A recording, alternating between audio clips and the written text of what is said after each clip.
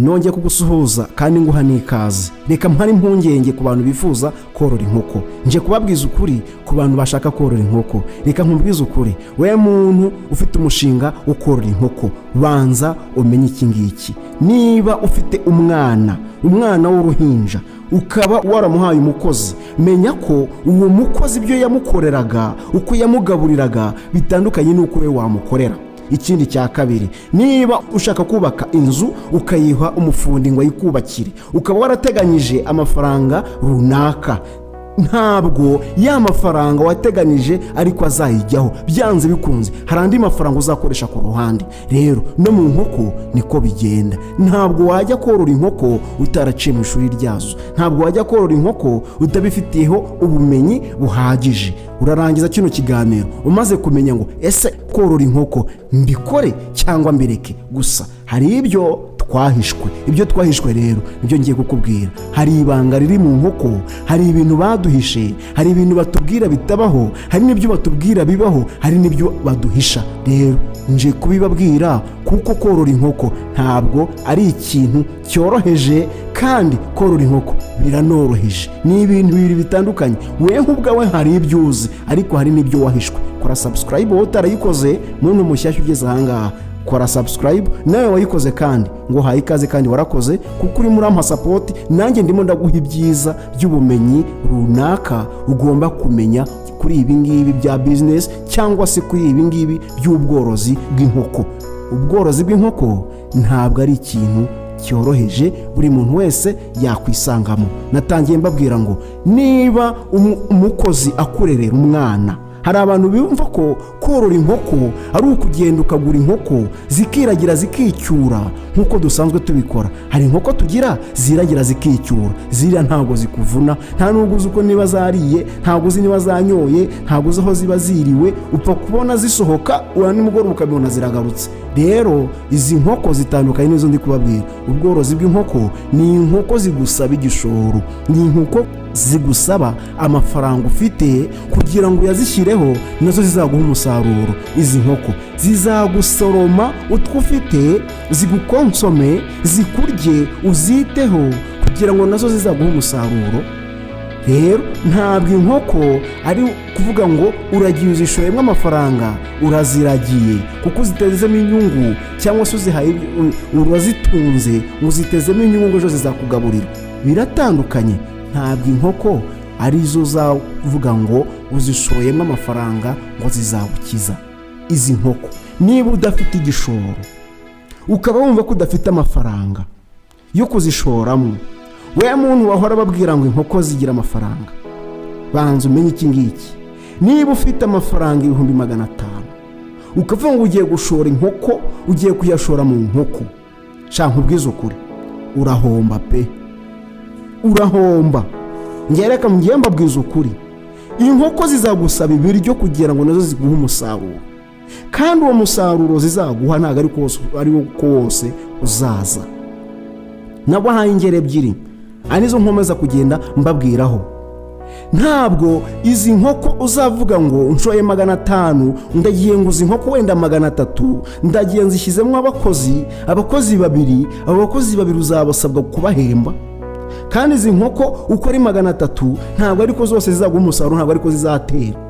Hazatera nk'inkoko 80 cyangwa se 100 mu nkoko 300. Ayo magi 80 cyangwa se 100 nuyagurisha azahemba abakozi kandi avemo n'ibiryo ntabwo bizavamo. Ubanza ubimenye. Niyo mpamvu navuze ngo abantu bavuga ngo inkoko zigira amafaranga ntabwo ngendana nabo. Ubyumve neza. Ndakubwira n'ahantu zigira amafaranga naho ndahakubwira. Ariko kuvuga ngo ushoye amafaranga 500 ngo uragiye woroye inkoko, uziguriye ibiryo, ejo zizakomeza zirye, ejo bundi zikomeze zirye, noneho wanatangiriye ku mushwi. Urumva? Banza neza umenye ngo umushinga ugiye gukora uteye ute, umeze ute, uragusaba iki. Ntabwo umushinga w'inkoko ariko abantu bose bawukora. Ubanza ubimenye neza rwose. Ntabwo umushinga w'inkoko ariko buri muntu wese yakwisanga mu mushinga w'inkoko ngo agiye kuwukora. Niba uzi ko ufite akazi runaka, ukaba uzi yuko wikorera akazi wihembera, wenda wahembwaga 50,000 cyangwa se 80 cyangwa se 100, ukavuga ngo ugiye gushora umushinga w'inkoko kandi ufite akandi kazi, uzahomba pe.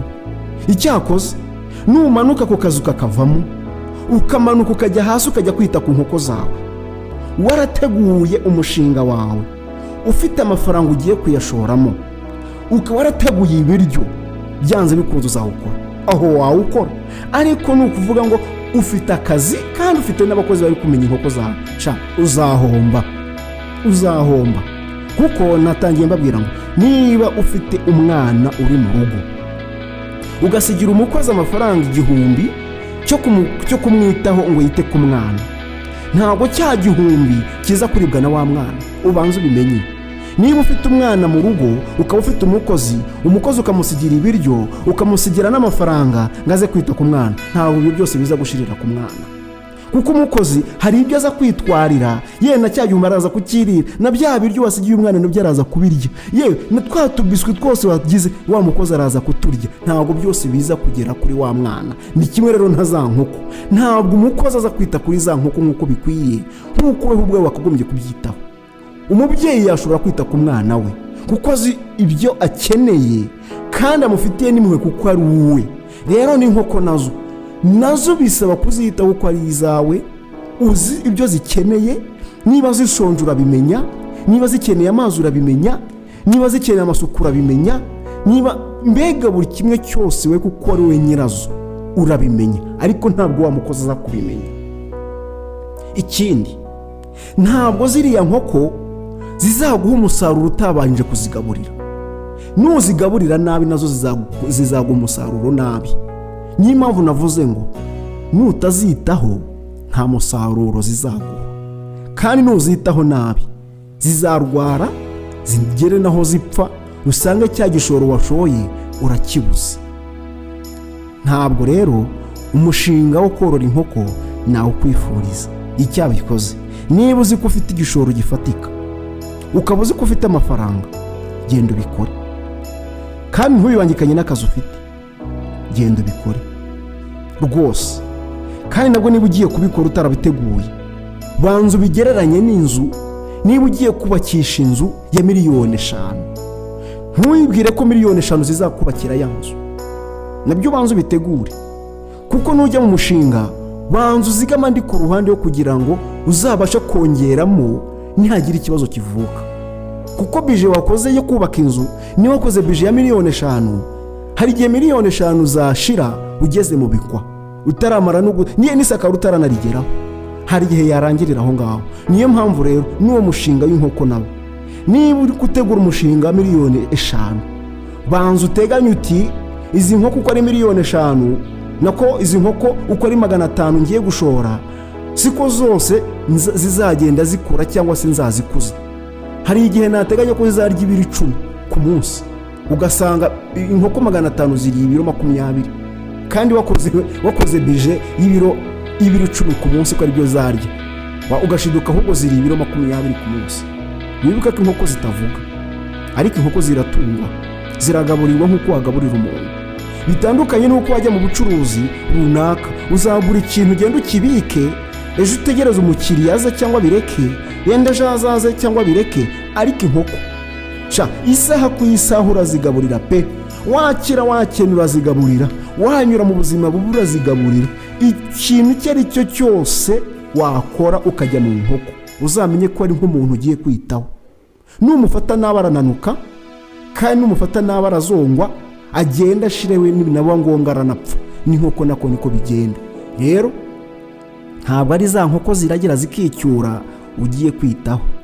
Reka njye nkubwize ukuri, bantu mufite imishinga yo korora inkoko, wumva hirya no hino abantu batanga ubuhamya bavuga ngo inkoko zarankijije, natangiriye ku nkoko 100 ndagenda zivamo 200 ziragenda zivamo 300. Ariko ubundi reka nkubaza, ubundi uriya muntu waramusuye usanga koko biriya bintu avuga ni ukuri?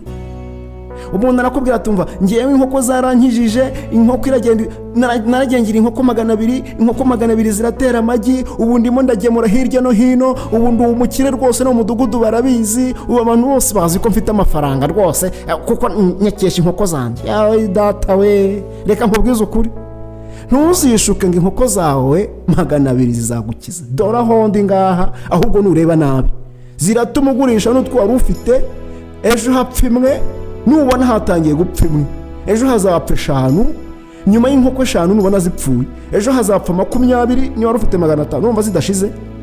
Gutyo gake gake nuzifata nabi, nutaziha umusaruro, ntuzatige ngo nawe uzazikuramo umusaruro. Icyo utahaye umusaruro nacyo nazo ntabwo zaguha umusaruro. Ni nk'umuntu, ni itungo rivuga, ni itungo ritungwa rigaburirwa. Niba zitagiye hanze ngo zitorere, zikeneye ko uzigaburira. None nkanjye nkujyane mu mibare nkibarize, inkoko 300, uzakora umushinga w'inkoko 300. Inkoko 300 ni nyinshi, utabyumva gutyo. Hari inzu zibamo, iyo nzu nini utabyumva gutyo. Inkoko 300 ni inkoko nkeya. None iyo nzu zibamo inkoko 300, tugiye kujya mu mibare kandi ndabikumvisha neza. Mu nkoko 300 nta wazishyizeho igishoro cyinshi pe. Niba inkoko warayiguze 10,000, ubwo nawe ukube wumva amafaranga wazishoyemo inkoko 300 kugira ngo wumve amafaranga watangije. None inkoko 300 muri ayo mafaranga watangije, ntabwo ku munsi inkoko 300 ariko zizaguterera, kuko twishimira kubona umusaruro wo mu nkoko kuko zatangiye gutera. Ubwo ndavuga inkoko z'amagi kuko niyo business abantu twese kumva twakora. Niba inkoko 300 ziri aho ngaho zigaburira, ukeneye ko nawe ziguha umusaruro, kandi inkoko 300 ntabwo ariko zose zizaguha umusaruro. Byanze bikunze mu nkoko 300 hazateramo inkoko 80 cyangwa se inkoko 100 nizo zizaguha umusaruro. None inkoko 80 nizitera ayo magi, none izo nkoko 300 zizatungwa n'iki? Urwo ni urugero rwa mbere nguhaye. Niba inkoko 300 hateyemo inkoko 80, kandi izo nkoko 300 zirarya ibiro 10 ni urugero, kandi ikiro kiragura amafaranga 800, ubwo zirimo zirarya 8,000 ku munsi, kandi ziteye amagi 80, kandi ufite abakozi. Ntabwo inkoko 300 nibura abakozi bake bazitaho, ntabwo bajya munsi y'abakozi 2. Nawe ubwawe wibuka ko akazi wakavuyemo uri kwita ku nkoko zawe. Ubwo uzavanamo ibiryo by'inkoko, uvanemo amafaranga ahemba abakozi, uvanemo n'inyungu zawe mu magi 80. Tuvugisha ukuri, ni urugero mbahaye. Urundi rugero rwa kabiri, niba utangiriye ku umushwi, ndavuga inkoko yavutse aka kanya. Niba inkoko yavutse aka kanya, hari udukoko tugura 2,000 mu isoko cyangwa se 2,500. Kariya gakoko kugira ngo kazajye gutera, nuko haba hamaze gushira ibyumweru 18. Dore ngaho byanditse, ubirebe neza, ubisome bucece. Dore ngaho byanditse.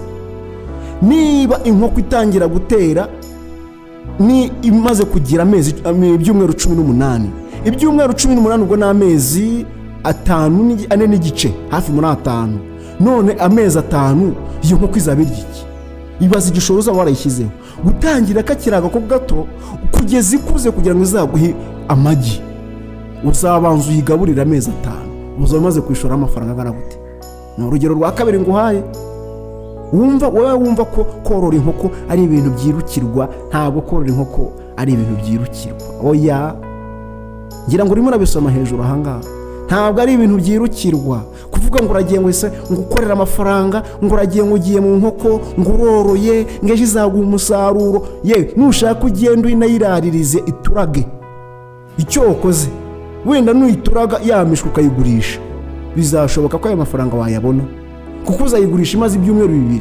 Nikamara ibyumweru 2 bazaguha 2,000. Ndaje mbabwira inyungu kuko y'abantu bacuruza inkoko, aho kugira ngo nzorore yewe najya kuzicuruza.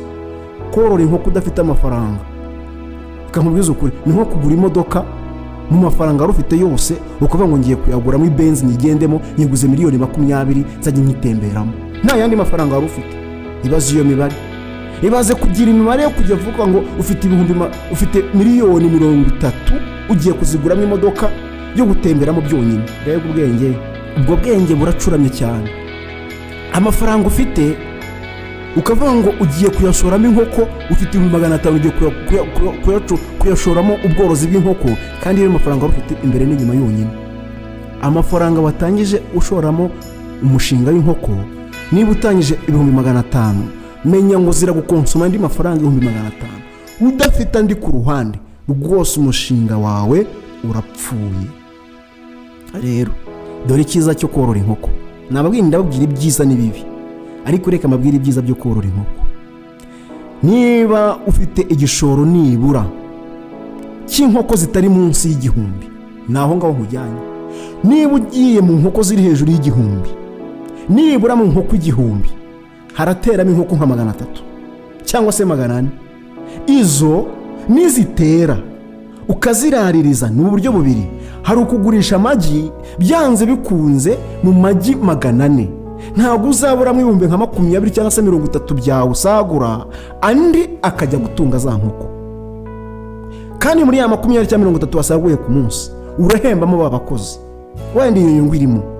Ikindi indi nyungu ya kabiri irimo nuko za nkoko ziri hejuru y'igihumbi, nuko nibura uzajya kuraririjisha ya magi mu mashini, cyangwa se wenda ufite izindi nkoko ku ruhande ariko nazo zizakurya ya mishwi mu kwezi kumwe cyangwa se ibyumweru bingahe. Za nkoko ntoya udushwi nutujyana mu isoko, utu dushwi bazaguha amafaranga. Ntabwo kari agashwi kazagura amafaranga munsi y'2,000. Byanze bikunze rero amafaranga ari munsi y'2,000, ari hejuru y'2,000, ayo niyo nyungu yawe, kuko kari agashwi kari igihe gitoya, kandi nta nubwo kazakurya menshi, kazakurya make, ariko nawe ugenda ukagurisha, niho inyungu iri. Ariko mu magi ntuzategereze ngo uzabonamo inyungu.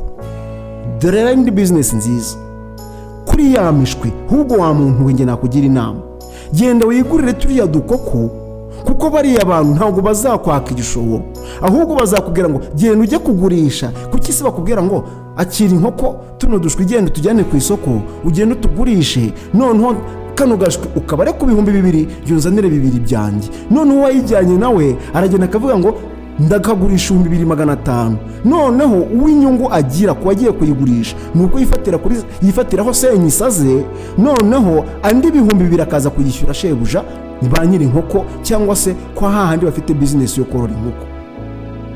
Kwa wandi worora inkoko, wa wundi ufite umushinga w'ubworozi bw'inkoko, kuko afite udushwi twinshi kandi nta soko afite, aragenda agashyira ku karubanda. Umuntu wese washaka akagenda akifatira udukoko ku 2,000, ntayishyura ako kanya, akatujyana ku isoko. Yatugeze ku isoko, none utujyanye ku isoko hatugurisha ku mafaranga yifuza kugira ngo yivanire inyungu ye. Wigo kuko shebuja bavuganye ko amwishyura 2,000 kuri buri nkoko, uwo wayijyanye ku isoko we arayigurisha 2,500 cyangwa se 2,800 cyangwa se na 3. Iyo nyungu rero iri hejuru y'2,000 iraba na nyir'ubwite wijyaniye ku isoko. Nizibura isoko arazigarura zishyire nyirazo.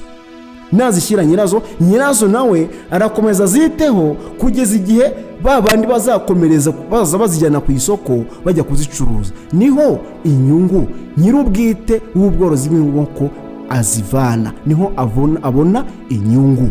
Ariko nabwo inyungu nanone nyinshi ahubwo ikabonwa na wa wundi wayijyanye ku isoko. Muzabona abantu bafite utuntu tudukarito ku igare baba baduhetse mu imbere, cyangwa se tubaho ukuntu tuba dufunze ukuntu harimo inkoko.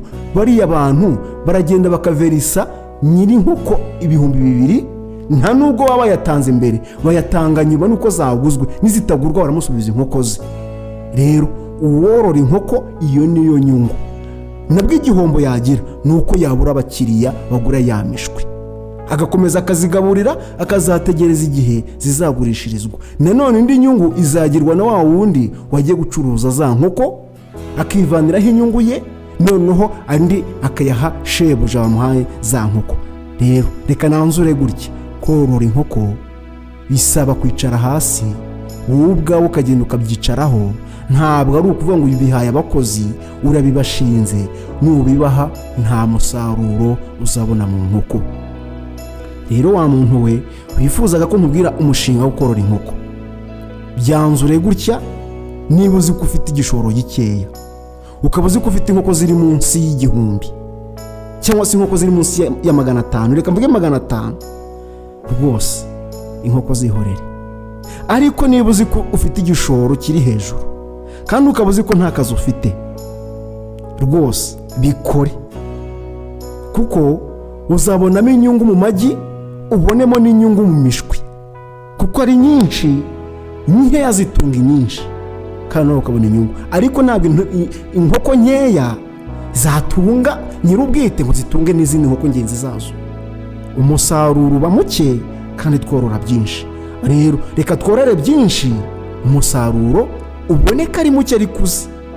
Ntabwo korora inkoko nagushishikariza ngo ndabikwemereye ufite igishoro gike. Uri umukene byihorere, ariko niba ukize bikore. Ntabwo korora inkoko ari ahantu bose bakwisangamo. Rero njyanzure gutya, ngira ngo igisubizo urakibonye cyo korora inkoko. Ntabwo ari ahantu buri muntu wese yakwibonamo. Oya, ndagushimiye, nizere ko wakoze subscribe kuko ngo ndagufashije pe, ndagufashije kubwira ibintu byiza utazishuka ngo ugiye gushora amafaranga yawe agashya. Rero urakoze cyane, nakagaruka. Ciao ciao.